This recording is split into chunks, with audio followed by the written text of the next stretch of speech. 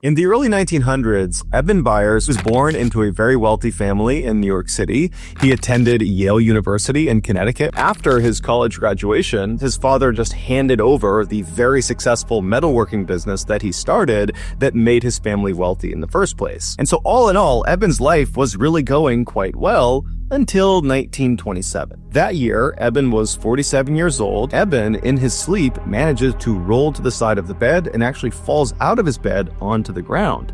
He lands hard on his left side. It wakes him up. He feels this shooting pain in his left arm. And so he went right to his physical therapist's office to ask him if there was anything he could do to help with the pain in his arm. And so the physical therapist examines Eban's shoulder and determines that, there's no structural damage to his arm, but obviously Eban is in pain. And so he says, look, there's a new product that came online that's quite expensive. It's called Radithor, and it's supposed to dull aches and pains, and it's supposed to give you this huge boost of energy. And so over the next couple of days, Eban very diligently every day took the prescribed amount, a very small spoonful of this Radithor, and every day he felt better and better and better. Not just the pain in his arm, but overall, he felt happier, he felt fitter, he felt alive. And so he began taking more and more of this tonic to the point where he was drinking 3 full bottles of Radithor every single day. And so for years he did this, and it was all going great until his jaw fell off.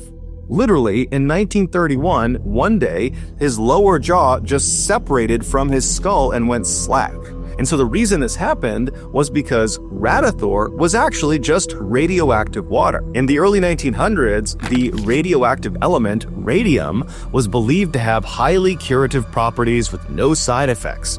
And so dozens of health products were created with radium being their main ingredient. And Radithor was one of those products. It was literally just water and radium. After he had his jaw surgically removed, the rest of his body also just began to crumble. And so by 1932, Eban was dead. Eban was buried in Pittsburgh, and he was buried inside of a lead-lined coffin that was designed to absorb any of the radiation emitting from his bones. And then 30 years after he was buried, so in 1965, scientists actually exhumed his skeleton to see if it was still emitting radiation. And they determined it was still emitting the same levels of radiation as when he died.